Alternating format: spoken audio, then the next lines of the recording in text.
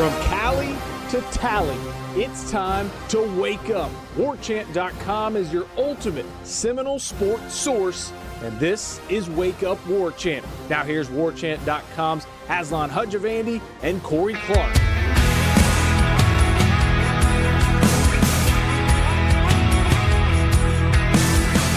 Wake up! What's up, everybody? Showtime. We're here, accounted for, Midtown offices, ready to roll. White Boy Wednesday edition of the program. As always, all music on Wednesday curated by the fine-tuned ear of a one Corey Clark. Corey, what do you guys talk about on headlines? Let's just do all that today. We talked about DeAndre Francois. Really? We talked about the offensive line issues. Okay. We talked about if you'd rather have baby hands for nipples or have to deliver a baby every 3 days to a random woman on the street, not even in a hospital. Just every 3 days, would you rather have to deliver a baby every 3 days for the rest of your life? Just a random woman on the street. Just like you're walking down the street and someone's like, oh my God, I'm in labor. I'm in labor. It happens every 3 days. Or you have little baby hands for nipples. Oh my God. Now, we get some odd questions. Who are these people? That's a great question. I mean, that's not – like, who sits and ponders these things? That's incredible. It's an incredible query, an incredible quandary. I won't give you my answer on it, though. Yeah, no. So, yeah, you don't. No, you weren't asked. Nobody wanted to know your response. Ouch. They wanted to know ours. But so yeah, we talked about that. Talked about a bowl. A lot of the talk was what our thoughts are if they actually make a bowl or not. All right. What are the odds if they make a bowl game that they would wind up back in Shreveport? Or I'm being honest here. Would Shreveport would they be like, no, we don't want you back-to-back years? Or would it be like, oh, you guys actually traveled pretty well last year? That's a good question. I don't think Shreveport felt really appreciated last year by certain members of Florida State media. I don't think the players probably seemed all that appreciative being there. Yeah. And again, I was entitled, and I'm just a lowly sports writer. I was entitled like this is beneath me. This is beneath me. I shouldn't be in this stadium. Imagine what the players that came to play at Florida State would be like. So that might have rubbed them the wrong way. If they're back on the table, I think they might say, hey, New York, will you take them? Pinstripe Bowl? Yeah, I would think. Pinstripe Bowl. Woo! Can a boy dream about the Pinstripe Bowl? I mean, that would be nice, right? You know, if they mess around and win 7 games somehow, I wonder if Nashville would be on the table. Music City Bowl? Yeah, maybe. That was the first bowl game I ever covered. Was the Music City Bowl. The Kentucky game. Mississippi State and no, not with Florida State. It was with my television job. It's Mississippi State and Wake Forest. And, of course, the SEC team won. Yeah, it shows our supremacy, our conference supremacy, SEC. I'm like, congratulations. You beat a lousy Wake Forest team. Congratulations.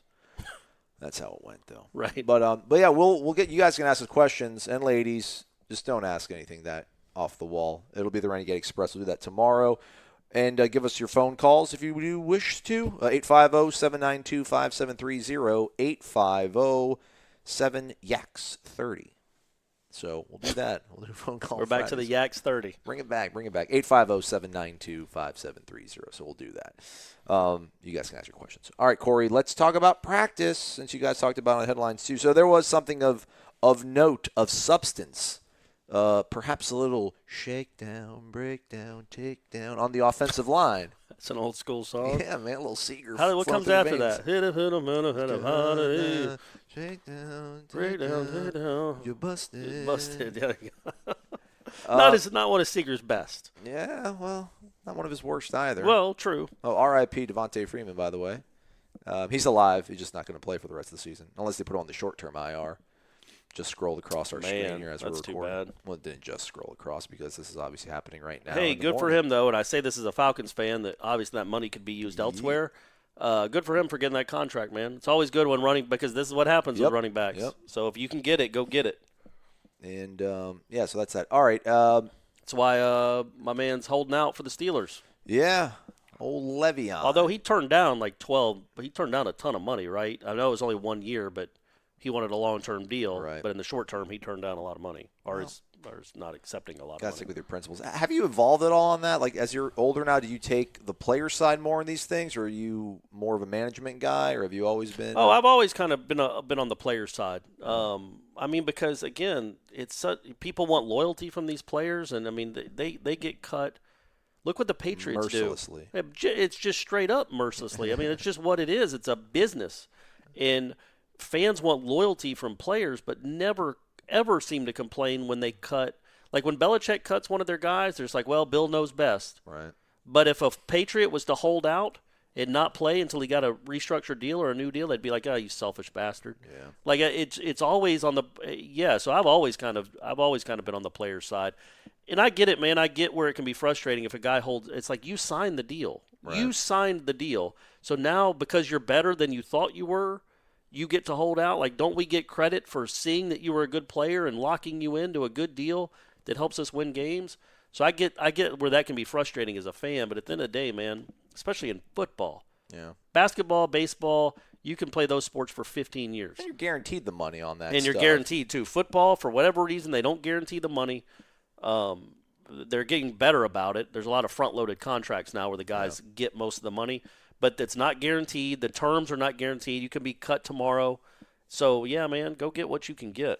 It's funny, I'm on the player side when it comes to professional sports, but in amateur sports, I'm usually on the side of, like, the Danny Cannells of, well, you're getting a free education, kids. Be appreciative. You know what I've thought about that, too? Not that we get too macro and not talk about Florida State specifically, but wake up! We were talking about that at lunch on Tuesday about how the coaches, like, people are getting – and it's not that big a deal. Transfers haven't ruined the sport.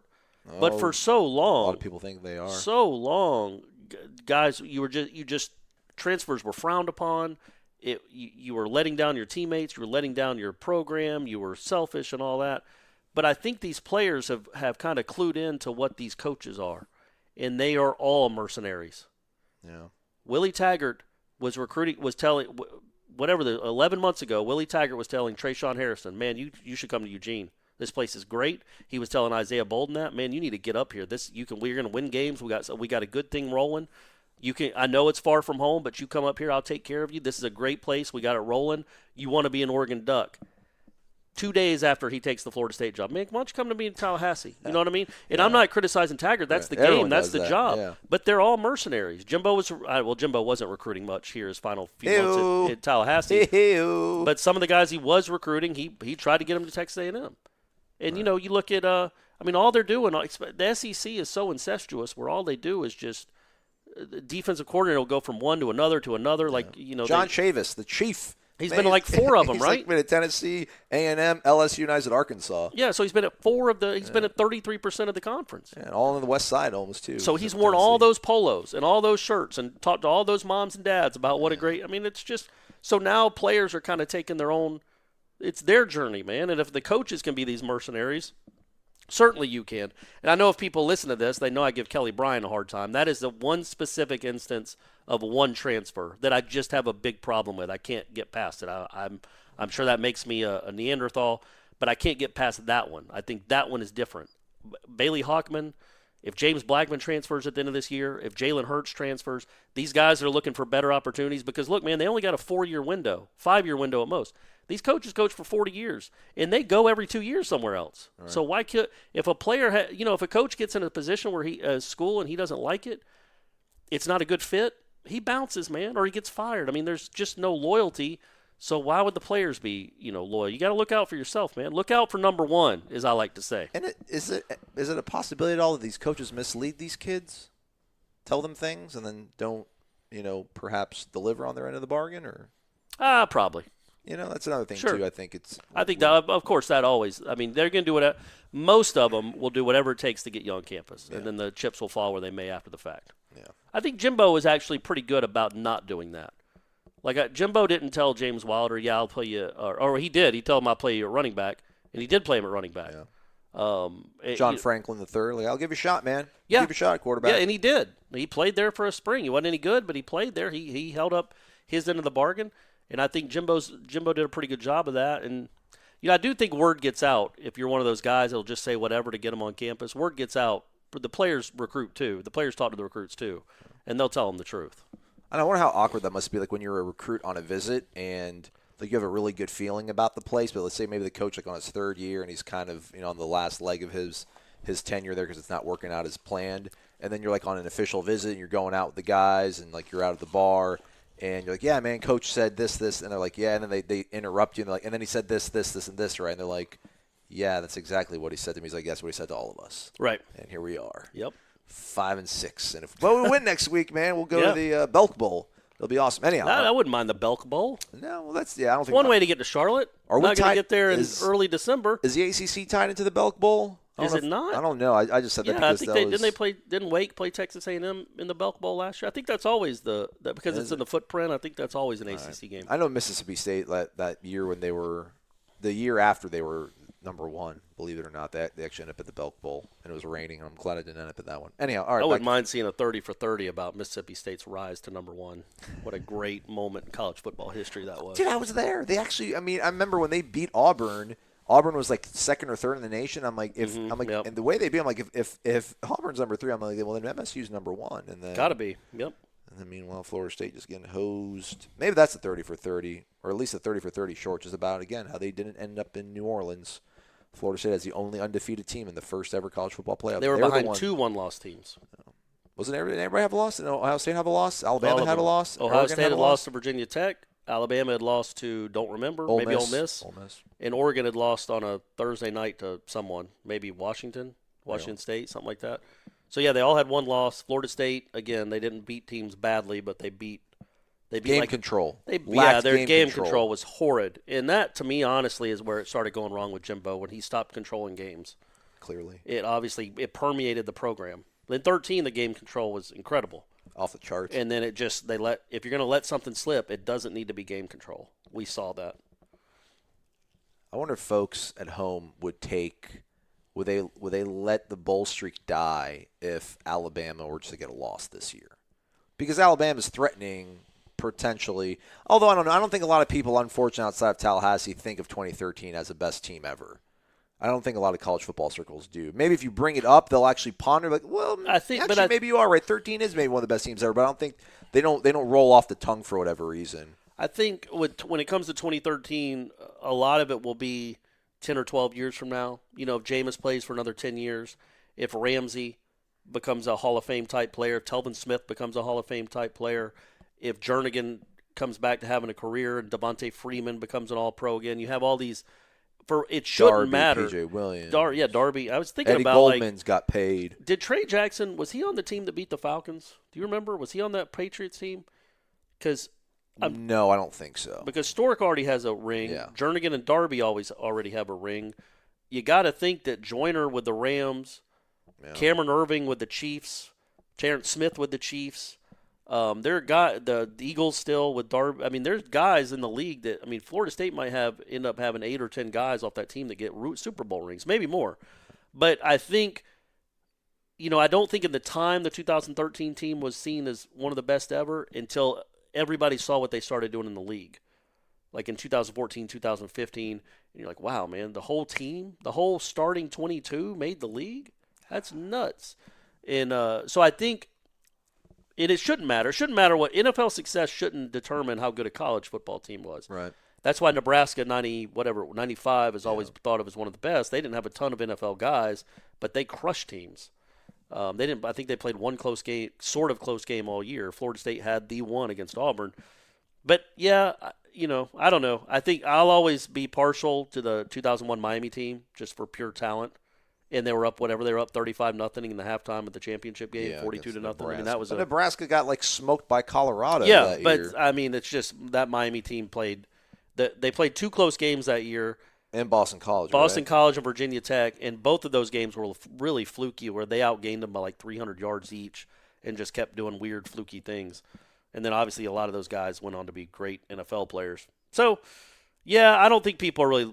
I think the Alabama thing should be kind of comforting to Florida State fans. It wouldn't matter if we were really good anyway.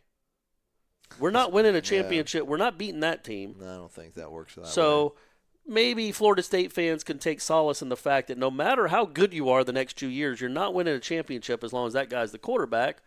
So, aim for 2020 to have the really good team again. Saving it up. Not have to worry about Tua. Although Lord knows he might stay. So he might want to be one of those guys that stays all 4 years and wins 4 Heismans. Yeah. Also, apparently, he is or 3 Heismans. He's coaching a sorority team in intramural football at Alabama, and they're undefeated. That guy. The sorority that he's coaching. Is that true? Yeah. He's got time to coach a sorority. Well, you hear that, SEC? Do you hear that, SEC? That's how little Alabama respects you guys. Their quarterback, who should be looking at film all the time, is out coaching a sorority flag football team. I assume it's flag football. It's not powder tackle. puff, one or the other. It'd be cool if it was sorority tackle football. Now we're talking.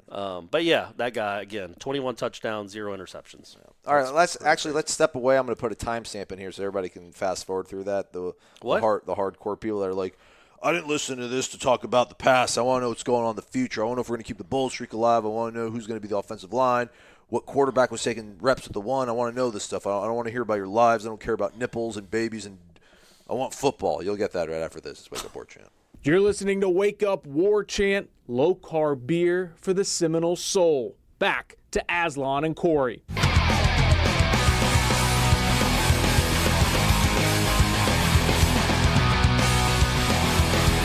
Here we go. As promised, we'll talk about football now. All right, Corey, so in the open portion of practice on Tuesday, DeAndre Francois resumed his mantle as the signal caller, trigger man, QB1, which, by the way, Peyton Manning doesn't like the designation QB1 that Friday Night Lights started, but for some reason, a bunch of people still use that designation QB1. Little side note there. Okay, good. So he was back in the saddle. The interesting thing, though, is when they did their little 7 versus air drill. I don't even know what you would call that. But basically, they run out, 7, maybe a full 11 guys on offense going up against air. It's a full 11 because it's a full offensive line. Yeah, but I don't know if they have full – actually, they do have full receivers out there, so probably it's 11. Get your mind right, Aslan. People are listening to this. So basically, they literally run plays against air. I mean, like he'll fake a handoff and he'll just throw it to McKitty for 15 yards, and then a student manager is flip the ball and he'll run over and place it on a hash. Basically, the whole drill is just running back to the ball once it's spotted to go tempo, to go fast, go up, go speed, tempo. During that drill, Alec Eberle was not snapping the ball. He was actually at left guard. Derek Kelly was at left tackle. So from left to right, it went Derek Kelly, Alec Eberle left guard, Bavion Johnson at center, Mike Greasy Arnold at right guard. That's what they call him. And then at right tackle, Cole Minshew.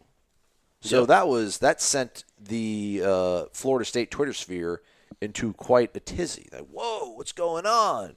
Minshew at tackle, and Eberle's not playing center anymore. Thank God. Bavion's finally turned the corner. Let's go. What were your thoughts? I don't know. I mean, I'm happy that Big Baby might be in the rotation just so I get to say Big Baby, right? Because that's an all-time great nickname. I don't care what anybody says. But like 2 weeks ago, he literally got yoked down by Robert Cooper and given lunch. Hey, that's going to happen. That's going to happen. Robert Cooper's going to do that to people. Much love to the trench monster. Yeah. Here's the thing. Isn't it chairs on the Titanic? I mean, aren't you just shuffling deck chairs on the Titanic? What might be a good sign moving forward again is you're going to have a center next year. Eberle ain't coming back. So if Eberle ain't walking back through that door. Yeah, sorry, folks. Rick Leonard ain't coming through that locker room door. Sorry, guys. Ain't no Andrew Datko coming back either. So you got to know what you have in this kid.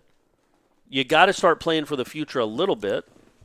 Maybe there are some physical tools there. Maybe a light came on.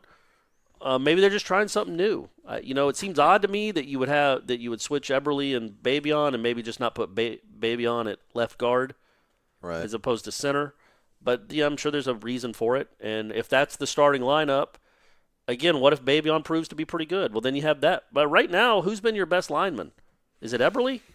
Because when you go into next season, you're losing your best lineman off a line that's terrible. I should pull that up. So I don't have my computer, though. I have my personal computer, but the work computer's at the shop. See if I have Pro Football Focus on here. I am interested who has graded out as the highest. I almost want to say it's either Arnold or Minshew that has graded out the highest, which people are going to be like, no way, but that's the way it works. I don't take it so as rearranging the chairs on the Titanic. What's unfortunate, sort of, is that this staff is kind of, I don't want to say proving, but they're showing that they are willing to try out different solutions. Right? They're showing the ability to maybe do some risky things, maybe jeopardizing the entire season of Landon Dickerson to win a sort of must-win game against Louisville. So that they're doing some bold moves. So they're actually out there and they're shifting guys around. It looks a little bit odd because you're like, man, Cole Minshew is just a guy that you figure just works in a phone booth. Like, he's not a guy that you're going to put out there in space. Right tackle's a little bit different than left tackle, obviously, but the fact that they are trying to exhaust all their options, I think, is an encouraging thing.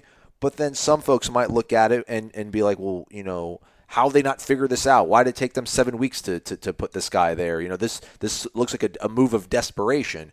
I don't think it looks like a move of desperation. More of along, let's try this stuff out, because surely in the next 4 weeks, no matter how well they prepare, they're gonna face some struggle. I mean, even if they do upset a Clemson or a Notre Dame or an NC State, I mean, obviously, it's some portion of that game that it's going to be tough. It's going to be a struggle, and they have different combinations they can go to see if it can help. So I don't think it's the worst thing. It seems a little bit curious. I'm more curious about putting Minshew at tackle than I am swapping Eberle out at center. Yeah, it seems like an odd fit because he's not. You wouldn't think he's the most light-footed guy that can scoot out and do that. But yeah, man, you got to try something different at tackle. You got to. So maybe that works.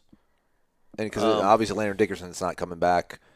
Landon Dickerson. These are some name that you just kind of like roll really too quickly off the tongue. But yeah, Landon Dickerson is not coming back anytime soon, it appears. So you do have to kind of start kicking around these other options, because the freshman class, I know people are like, well, surely it can't be any worse. Trust me, folks, it could be worse. And I'm not trying to be critical of anybody, but like it could be worse. Trust me, it could be worse. Everyone that thinks that Bavion has like a physical skill set that somehow dwarfs whatever Alec Eberle is. Listen, he could have. There's certainly things that he can have problems with that Alec Eberle doesn't have problems with. Maybe the boom bust potential is there, that he could have things that are a little bit better. But at the same time, there's no guarantee. I mean, listen, Alec Eberle, ultimately at the end of the day, what is he? Who is he in the grand scheme of things? I still think he's a average to maybe slightly above average center in college football. And at this point, that's a crazy thing I was thinking about watching this whole thing, Corey, is that individually, like, Cole Minshew's a pretty good offensive lineman, wouldn't you say? I mean, he's built pretty darn well and seems to have a good grasp of what they want to do. He's a pretty good offensive lineman. Derek Kelly is a very versatile offensive lineman, and you seem like he's an average kind of guy. I mean, most teams would be like, all right, we'll take Derek Kelly. He'll make our two deep. Like, I think Eberle is a guy that would make most teams two deep roster, or depth chart, rather. Like, they have a bunch of guys, I think, that are pretty good, but for some reason, all five of them, like, put together, like, are not an average offensive line, which is, I don't know why that is, or maybe I'm just thinking too highly of them individually. I mean, yeah, I just don't think they're great. But it's crazy when I was looking up the rush offenses, because Florida State is 126th in the nation in rush offense this season, averaging 90-something yards per game. Is that bad? It's not great. There are 130 schools. Okay. Florida State ranks 126th. 127th is Stanford. I remember you mentioning that during your research. That can't be, really? Well, that's crazy, right? Stanford, I saw David Hale, former. Well, he's not a friend of the show, but we know him. I know him anyway. From ESPN was tweeted out a stat about Bryce Love and said that in 2017, I think his average yards before contact was like 5.2, and this year it's 1.17. Oh, wow. I mean, what happened to Stanford's offensive line? I thought those dudes just fell off trees out there. Yeah. But they have a bigger problem than Florida State, apparently, because Florida State's line hasn't been good for a while. Stanford always seems to have monsters. And then, they're 127th in the nation in rushing. Stanford. That's all they do. That's their bread and butter. That's their identity. So, folks, and again, we brought it up on headlines, too, about 2 years ago, man, Georgia's offensive line was a disaster, too. It wasn't quite to this level, but it was really bad in Kirby's first year. They were 4-4. They got just pummeled by Florida. They really struggled up front on the offensive line. And then look where they are now. He got in an infusion of talent through recruiting. He's got a freshman starting at left tackle right now, a good one. And so you can turn it around quickly somehow. You got to go get players, though. I just don't know that there's – how many guys on this roster are you assuming are just going to get so much better that they're going to be not even a serviceable offensive line, a good offensive line. Like an all-ACC kind of guy, right? Where are they? Dickerson, if he's healthy, but he's never healthy. Yeah. Who is there anybody else on this in the current Derek Kelly's roster? going to be gone. Alec Eberle's going to be gone. Cole Minshew, maybe. Maybe. I mean, I'll tell you right now, looking at this, Cole Minshew and Mike Arnold are the highest rated overall for grades offensive linemen, and then Eberle is third. Somehow Bavion playing 5 snaps is like the 5th highest rated offensive lineman, which go figure. Maybe I'll sort it by pass blocking. Pass blocking, it goes Arnold, Dickerson, Eberle, Arthur Williams, Cole Minshew. That's like your top 5 pass blocking guys. Your run blocking offensive lineman is Minshew, Dickerson, Eberle. Yeah, I mean, that's your top 3. Again, Bavion's in there, but he only played 5 snaps, which is kind of weird to put somebody in there when they've only played 5 snaps. But yeah, I mean, that's what they're trying to do. But then when they did actually go and do the nuts and bolts part of their work on the offensive line, they were kind of working on just guards and tackles, identifying fronts, and then how they have to get off the ball. It resumed to what's you're usually used to seeing, which is like Brady Scott was playing a tackle role, and then Mike Arnold was playing a guard role, and then Derek Kelly was playing a tackle role, and Minshew was playing a guard role. So I don't know how much of that what we saw. Again, man. Well, they're trying. It's practice. Yeah, sure. I mean, you want them to at least try different things. Don't just keep banging their heads against the wall. But it's deck chairs on the Titanic or the Hindenburg. So how much? Do they have deck chairs on the? Could you be outside on the Hindenburg? Probably not. I guess. So, yeah. So I mean, how bad was Georgia's offensive line? 2 years ago, you said. 2 years ago, it was 16, bad. 16, yeah, not good. It was bad in 16. That was his first year. Yeah. Now they weren't this bad. They had some moments, but they had Nick Chubb and Sony Michel, and they struggled running a lot. And then it really flipped in 1 year. And then this year, how much was the youth movement? Like, did they have a lot of young guys? I mean, I know they got the one kid, I think the right tackle who's from like Brooklyn or from somewhere in New York, Isaiah something. Yeah, and they got. I mean, I think this year it's probably 3 different starters from what he started with in 16. Right. But yeah, I mean, it was a bit of a youth movement. A couple of guys just got better, or maybe they didn't get better, but they got older. And then it was an infusion. It was young people coming in and taking over roles. I think they had 2 freshmen starting in the Rose Bowl on the offensive line, and now those guys are sophomores. And now they've added another freshman. I think they got a JUCO too. So, I mean, you got to start recruiting linemen, good ones. I think they like the guys they got. But like high school kids, I don't expect any kid that they're recruiting right now that's a high school offensive lineman to come in next year and be a guy that's going to like compete for a starting job. You've got to be great. You've got to be great to play at this. But again, not great. You have to be at Florida State, quite frankly, you don't have to be great to start here. If you can be pretty good, you can start here as a freshman. I mean, that's probably what they're selling. I mean, look around, man. Are these tackles, do they give you any confidence that they're going to be the guys next year? Well, they're not going to be here. I mean, Derek Kelly's not going to be here. No, I mean, but Brady Scott will be, Abdul Bello, Jawan Williams, right. Landon Dickerson. I mean, again, you can't count on that kid. As good as we think he is and as tough as he is, if he's always hurt, it's hard to count on him next year. So that's what you're selling to these freshmen, these high school All-Americans that hopefully you're recruiting is, man, you can come in and play. And then you can you can't keep I just don't know how much talent they have on the current roster to even be a decent offensive line next year.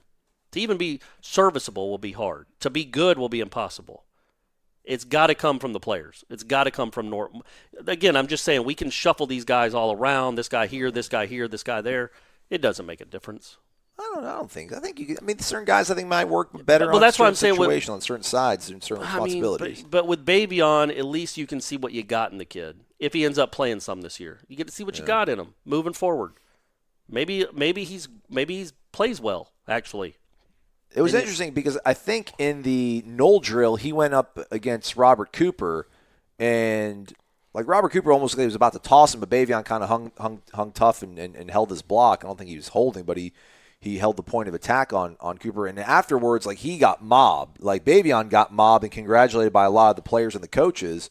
And then, like, from there, he rolls right into being the first team center in that sort of 11 versus air drill. So I don't know how much of that's like trying to psychologically get him ready and kind of like let him know like we need you to live up to your vast potential to get this thing. You're part of our solution. So maybe that's something to keep an eye on, which I'm sure we will. Let's talk about other things relating to Florida State football. That's what we do on this program. We'll step aside, reset, come right back after this. You're listening to Wake Up War Chant, all Noles, every day. Now back to Corey and Aslan.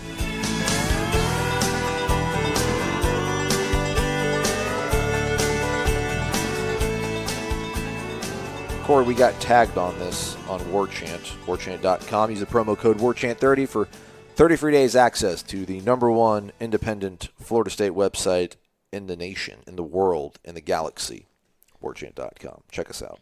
Corey's always working hard. Ira's always working hard for you. Gene's always working hard for you. Michael Langston's always working hard for you. Every now and then I throw something together. I think it's pretty cool.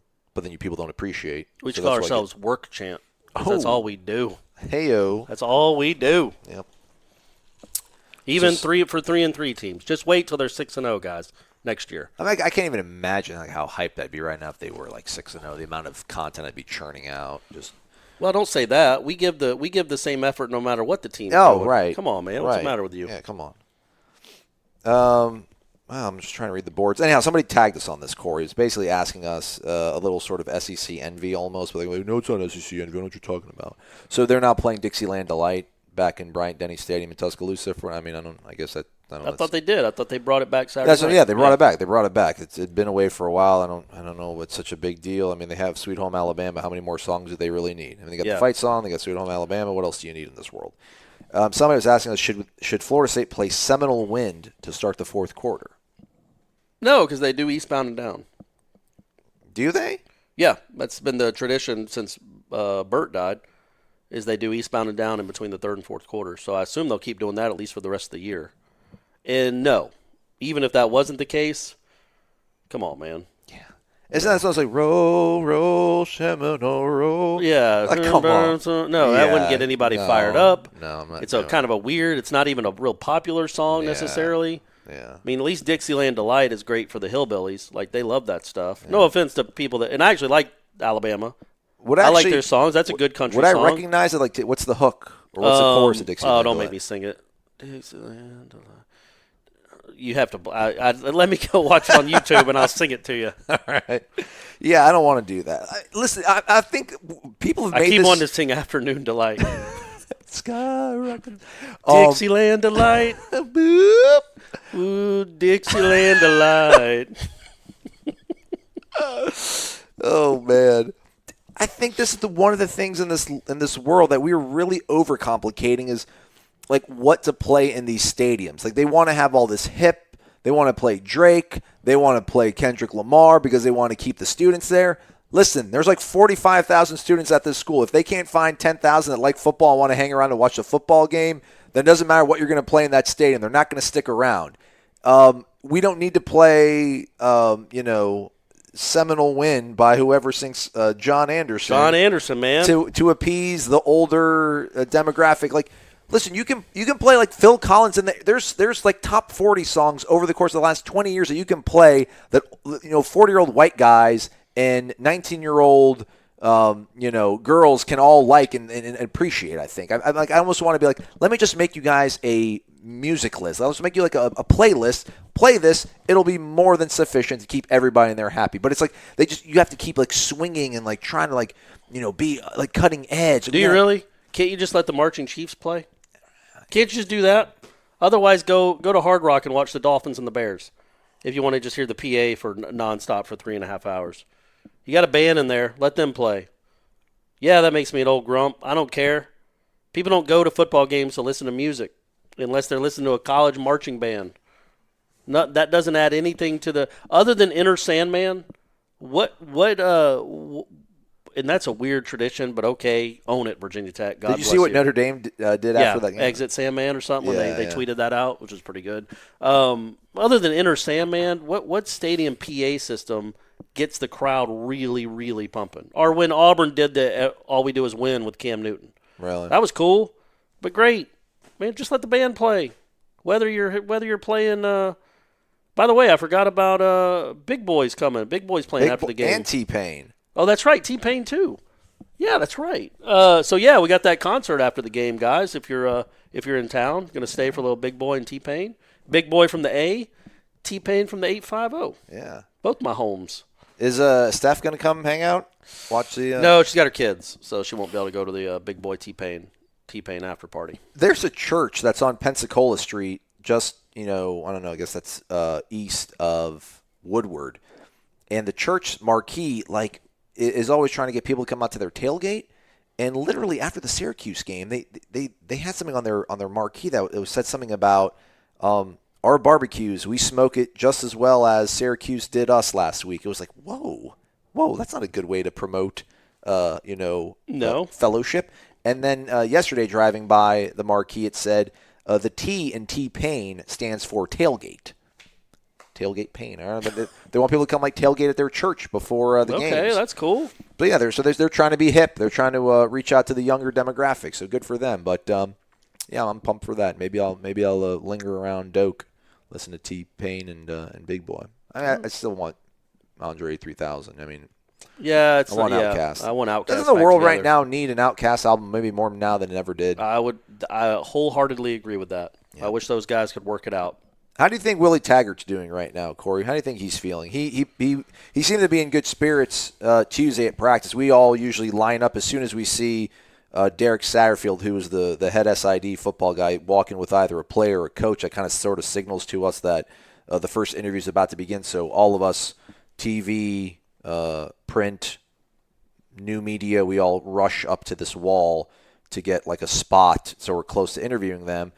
And Willie was kind of behind everybody. And Willie walks right through. He walks right past all of us against the wall that he usually puts his back to when we interview him at practice. And he just kind of looks at the ground and is whistling as he walks by us. And we're like, ooh, faking us out, coach. We thought you were going to he was walking up as though he was going to stop and talk to us, but he didn't. And he just started giggling and he walked past us. I'm like, that's good. It's good to see the coach in good spirits. Because when I did that little funny sort of best of quotes thing that I put up last week, man, we see on top of the world Virginia Tech week. Whenever we had that press conference, if it was a Saturday or a Friday, whenever we had the press conference inside the traditions room or whatever it is, the exhibit room, the non-museum museum. Right. Man, he walked out of that place, and I went back and looked at every single press conference he's had since then. Man, he walked out of that place walking tall. I got this. We're already 1-0, man. I just beat a ranked team my first game. we got this in the bag. And then subsequently, every Monday that we've spoken to him, just a little bit less yeah, we got to go out there and we got to execute, and we're trying our best, and kind of I don't know if it's almost like this dog's been sick this for the last month. It's come on, man, it doesn't bother me. I think Ira was talking about some people that he's spoken to have been man, does it not feel as energetic in the room because watching the videos you don't feel the juice from him anymore. I mean, I don't know what you want to do to put on some sort of brave face. I like the fact that this seems to be bothering him. You don't. I mean, some coaches you don't know whether they're currently 5-0 and ranked 17th, or if they're 0-5 and I think it's. I don't know. I guess maybe some people think, well, if you're a leader, you have to be even keeled. You can't be too high. You can't be too low. You're the leader. You have to be steady and force. I don't know. It doesn't bother me. Should that bother people? No, I don't think it should bother anyone because, I mean, you want him to be bothered. You don't want him to, and you don't want him to put on a brave face if he's not, a happy face if he's not happy. Yeah. And I wouldn't say he hasn't been bad. He hasn't been morose. Yeah. He still to me kind of answers the same way because even there were times, even the preseason, we're sometimes he can be kind of just low key and boring. You know what I mean? I know he's got that personality, but sometimes it was like that, even in the preseason, where you're all right, man, give me some energy. I'm here for you, Willie. Give me some energy. I want to feed off you. And so I see that sometimes. I can see how maybe people would wonder where his attitude, his mindset is right now. And this is pressure, but this is also what he wanted. So I hope he's embracing it. He knows that there'll never be less pressure on him, and there's always pressure. But this is his this is his free season. It really is. That doesn't mean he wants to lose every game or people are going to be okay with it. Obviously they're not. They were mad after one loss. They're certainly going to be mad after when they get to 5 and 6. But he also knows he's not going to be fired. And I really think he knows next year he's not going to be fired. So I don't think the weight of pressure is weighing him down. I think it's just a competitor that doesn't like losing that's losing. And he's trying to figure it out. I do believe him when he said this is where he wants to be. This is his dream job. So he wants to turn it around by at least year 3 so he can continue to work at his dream job. Like I do think he knows that there's a timer going. Like this isn't, to me anyway, and we talked about this on headlines too, this isn't Scott Frost. That guy's going to be there for 3, 4, 5 years regardless. Because win a game for him. Come on, Nebraska. For real. Come on, black shirts. But like he's replacing who's the guy? Mike Riley. Yeah, Mike Riley replaced Clanahan or Callahan or Bo Pelini. Bo Pelini replaced Callahan. Bill Callahan. Yeah, I mean they've had Frank Solich. They've had a run of bad coaches. Yeah. Florida State's had Bobby Bowden and Jimbo Fisher in the last 40 years. So there's some pressure that goes along with those coming after those two names, just inherently in it. So those guys never missed a bowl, and he's really close in his first year to missing a bowl, and we don't blame him all for that. He doesn't get all the blame for that; he gets some of it. But you wonder what I think more than what it doesn't really matter how he talks to us. How is he talking to the players? Is he still the same to them? Which I would think he is, but I don't know. And how is he talking to recruits? Is he still as excited about this job and this program and the direction that he can send this thing as he was, 6 months ago? Yeah. That's what I wonder. And I think he is, obviously, but it can wear you down, man. Losses suck. I wonder how much of it, too, is the good and the bad. Like, the bad part of the job of taking the job in Florida State is that the people care so much more about it, and there's so many more of us asking him every minutia question. I'm not saying that we're better in doing our job, but I just have a feeling that probably the Oregon websites aren't as, wanting every single tidbit of thing. Right. I think a little bit of that is like he's just like, man, listen, like, yeah, this kid's hurt. He's probably not coming back. And, like, yes, I know we're not running the ball well. We have to get better at running the ball. Like, how many more times are you guys ask me how we're going to run the ball better? Like, we're trying. That sort of thing where I feel like there's not as much, like, overwhelming, like, questions coming in every single time he meets with the media, like, at Oregon. Because there too, is like, plus they got off to a pretty good start, right? I mean, they were sub 500 before he got there, and they were winning games. And yeah, until his quarterback got hurt. They were ranked and winning and playing well. And by that time, Jimbo was on his way out of Tallahassee, and Jimmy Sexton was like, yo, Willie, what do you think about this? So, I wonder, I think Oregon, I think the success at Oregon, and certainly I think what South Florida is still doing, should give comfort to Florida State fans. Like, he built us. I mean, Oregon is 1 year. Now, he flipped it around a little bit, and he gets some credit for how they're playing now, but, because he flipped it around. It was just 1 year. But I think a lot of that is the quarterback. You got a really good quarterback. But whatever. Really good coordinators, too. Yeah, but that he hired. Well, I mean, he got Cristobal and Levitt, right? I think they kind of hired those guys right, for him. Sure. Well, probably, yeah. They could afford him. But, I mean, I think if he said, no, hell no, I don't want Jim Levitt, they'd be like, okay.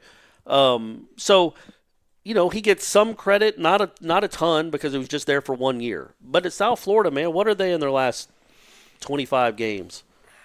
Well, are they undefeated this year? Yeah, Charlie's doing pretty well. 6-0. They had 10 wins last season. 10 wins. I mean, they've won 26 games in the last 2.5 years. They had no business being Tulsa, but they somehow beat Tulsa. Yeah, they miracled that one out. But I think he gets credit for some of that, man. He turned that program from a one that was off the rails into one that is now. It doesn't get the notoriety because of what Central Florida's been doing, but it's won 26 games in 2.5 years. Those are almost all of Willie Taggart's players. Right. And that was a team that was 2-10 and like 1-11 or 2-10 2 years in a row, went to a bowl, and now they've won 26 games in 2.5 years.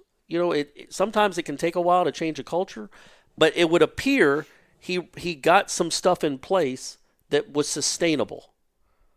Oregon, too. Again, not nearly as big a sample size, but some stuff was in place that was sustainable, that turned it around. So you have to hope that the same thing is going to happen here. Only to a larger degree because it's Florida State, not South Florida and Oregon. So I think that's what maybe Florida State fans should be holding out hope. I think maybe on Monday you almost looked at it as a negative that South Florida was doing so well without him. Yeah. But I look at it as, man, he's the one that resurrected that program. And his fingerprints, I think, are still all over that program.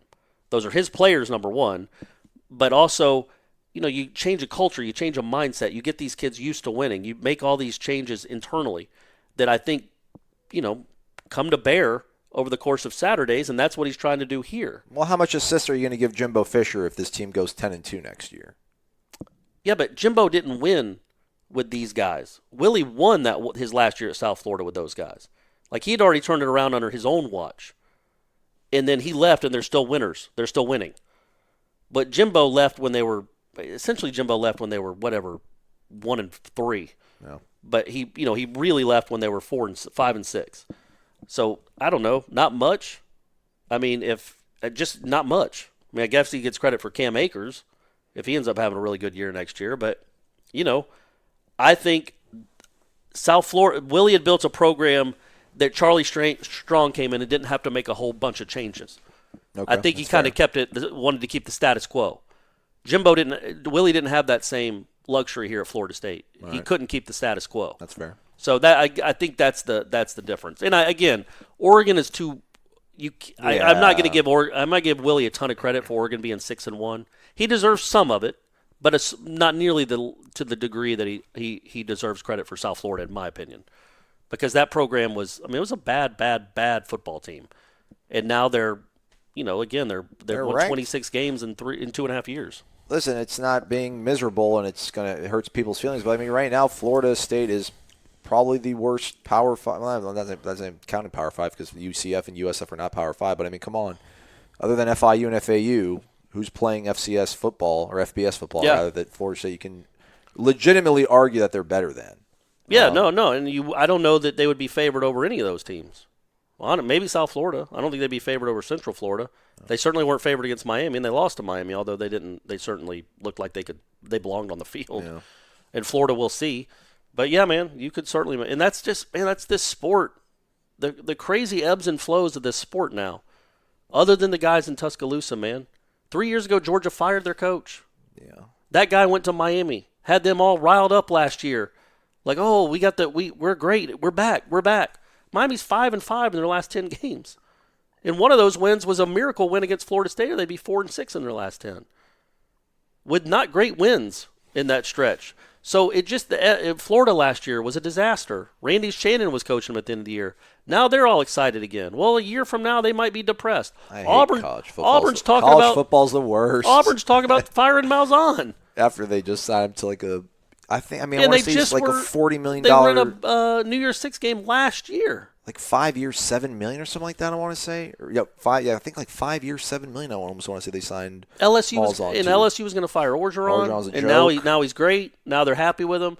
It's so fickle, man. It's such a it's the most week to week. It's the most reactionary thing in the history of the world. Is how fans and its media drive some of it too, man. Like USA Today writing a story about what it would cost to buy Frost out of his contract. Really? I mean, come on, man. Sheesh. He's not going anywhere. Neither is Willie Taggart. So just line up and get ready for this. But would Mike Riley be 0-6? And I don't think by any stretch Mike Riley's a better coach than Scott Frost. But damn, yo, come on, figure it out, man. Win a damn game. I don't know. I mean, I guess that's probably one thing that I'm guilty of, just underestimating or overestimating how easy it is. Just your new coach, come in, man, install what you want to install, figure it out. It's football, man. It's not rocket science, right? How come it takes so long to turn the tide? I mean, surely I don't think Mike Riley. I mean, Nebraska was never like 0-6. They've never been 0-6 in their entire history. They were 0-4. Like last time they were 0-4 was freaking. But then the Korean War is being fought. And then you look at what didn't UCLA lost their first 5 games. Did they finally win a game? UCLA? Yeah, they beat the tar out of California. Cal's actually ranked, I think. They were ranked at some point. Yeah, it was kind of a stunner there that not just that they beat them, but they beat them so badly. But, yeah, man, we all know Chip Kelly can coach college football. Yeah. I mean, we know Scott Frost can coach college football. His team still hasn't lost. He built that. So you would think Nebraska fans, and I'm sure they are pretty patient. Like, okay, we got to give him some time. We weren't in a good place. Let's let him do what he wants and build what he wants. But this day-to-day, and maybe it's just because we're in the South that's more so, but the Malzahn thing to me is the one that's just mind-boggling. It's like he coached in a national championship game. He just coached in the SEC championship game. He just beat Alabama last year. He did, and he beat Georgia. By the way, he put like 40 on him. And then lost in the championship game, but still beat them. He beat the two teams that played in the national championship game. Auburn beat, and now because they're not doing as well as they thought, he's being rumored to be on the hot seat. 7 years, $49 million. Yeah, that's a deal you sign after taking him to the SEC. And then you're going to buy him out after one bad year. For who? Or it's exactly, and it's not one bad year. They go. Auburn's always been like that. They go up and down. Yeah. When you expect them to be good, they're not. When you expect them to be not good, they're good. The guy worked with Alabama was an Auburn guy. That's exactly just how what they are, man, yeah. all the time. So, what's the point of firing Gus Malzahn? For who? And there's no guarantee who you bring in is going to be any better. And I don't know. It's just odd. And I guess the money is the biggest thing, because when you're getting paid that much money, man, 6-6 sucks if you're getting $7 million a year. Yeah. Your money should be more than that. So I don't feel necessarily bad. I don't feel bad for the coaches. They did this to themselves. You want a lot of pressure? Okay, we'll get a contract with 7 figures in it, a couple of commas. The more commas that are in your contract, the more pressure that comes with it. That's just the way the world works, man. Commas are heavy. And they are. And I don't feel bad for them in the least. I just don't think it's great for college football to have so much turnover.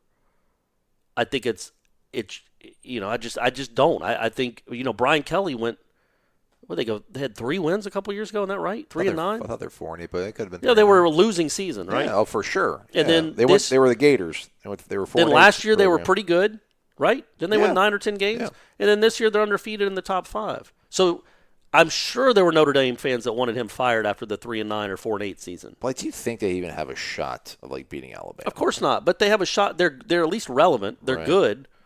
They're not great, but they're good. No, of course they wouldn't beat Alabama. Yeah, he went 4-8 sandwiched between 2 10-3 campaigns. They're currently 7-0 right now, Notre Dame. There you go, man. That's pretty good, right? But if you want to get rid of somebody for just a 4-8 season, and that was like his 7th year, 8th year.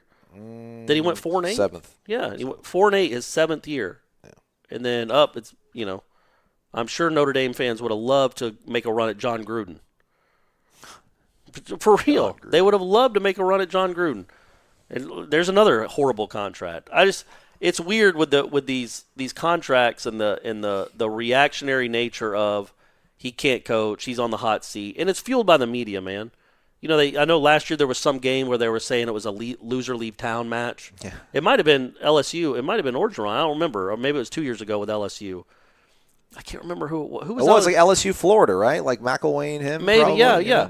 And but it's like, man, if you hired a guy and you're going to fire him after 2.5 years, then why did you hire him? Yeah. Give him a chance. Just give these guys a chance and either believe in it or don't. And a place like Auburn, you're not going to do better than that dude, man. You're just not. You're Auburn. You go up and down like the waves, like a heart rate monitor. That's what you've always been throughout your program's history. You can plug in any coach you want. It's the same, unless Pat Dye's cheating. Then you're consistently up near the top. That's a rumor, folks. That's alleged. Obviously, I don't know. I can't remember what was going on back at Auburn in the 80s. I know there was some shady some shady stuff. Put that down there. I can cuss, right? It's a podcast. I'm not on the radio. But who knows exactly what was going on. But anyway, man, so the Cam Newton thing. Anyway, Auburn isn't pristine. None of these schools are. I'm just yammering. Yammering. Well, here's the thing about Auburn. I think it's almost a karma thing, because Florida State, whether it was Jimbo Fisher's own doing or whatever you want to say, was painted into a corner and had to pay money to keep Charles Kelly around because Auburn was coming after him. Right. He didn't have to do that. Right. Well, some people would be like, all right, man, good luck, Charles. I don't know who would he gone after. Well, again, he didn't even want to keep Charles in the first place. He didn't get enough money to go after who he wanted to once he lost Jeremy Pruitt. But that's neither here nor there.